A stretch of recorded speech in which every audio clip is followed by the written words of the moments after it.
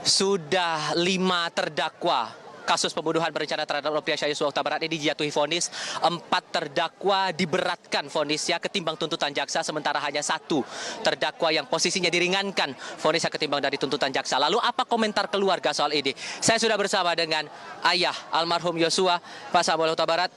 Selega apa Bapak setelah 3 hari Pak di pengadilan melihat vonis yang dilayangkan majelis hakim kepada para terdakwa ini? 4 orang diberatkan dan hanya Eliezer yang diringankan. Selega apa Bapak hari ini? Ya, kita sudah mendapat suatu keadilan ya melalui Pengadilan Negeri Jakarta Selatan, yaitu melalui vonis-vonis majelis hakim selaku perpanjangan tangan Tuhan di dunia ini untuk memberikan keadilan kepada kita. Dalam hal ini 4 orang memang sangat berbeda hukumannya dengan Eliezer. Yang 4 orang ini mulai dari Ferdy Sambo, orang ini tidak menyesali dan tidak meminta maaf secara tulus terhadap kita, termasuk terhadap Tuhan. Kepada kita aja sesama manusia tidak bisa dia minta maaf, apalagi kepada Tuhan.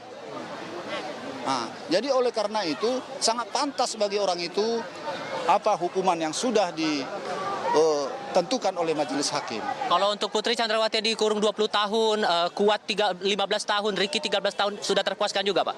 Kita ya jangan berbicara soal puas, nanti seolah-olah ada unsur balas dendam. Oke. Nah, kita meminta keadilan ini bukan untuk menjadikan suatu balas dendam, kita ini menjadikan suatu efek jerak bagi pelaku-pelaku kejahatan. Jadi soal untuk Putri Chandrawati, dari awal saya sudah mengutarakan, saya tidak dari dialah pemantik permasalahan ini.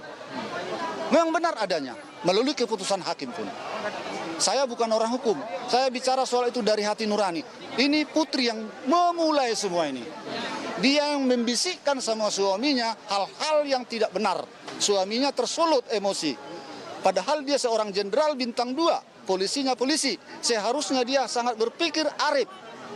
Dia seharusnya jadi contoh di tengah-tengah masyarakat dan di tengah-tengah polisian. Malah dia mengambil suatu kesimpulan yang begitu membahayakan nyawa orang lain. Oleh karena itu dia sudah menerima konsekuensinya. Si Putri inilah yang selalu berbelit-belit di persidangan. Kita sudah sama-sama menyaksikan, biar secara langsung, biar secara media sosial. Oke. Kalau untuk Richard Eliezer, tadi awalnya tuntutan dari jaksa 12 tahun, sekarang vonis 1 tahunan untuk dijalankan. Sudah cukup adil menurut Anda? Ya, kita sudah melihat dari tuntutan-tuntutan dari jaksa penuntut umum ya.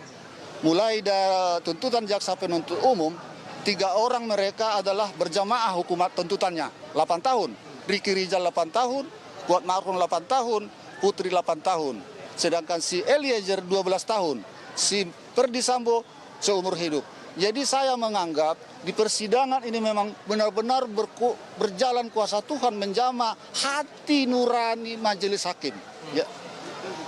Untuk menjatuhkan hukuman bagi mereka sesuai menurut saya sesuai dengan perbuatan mereka.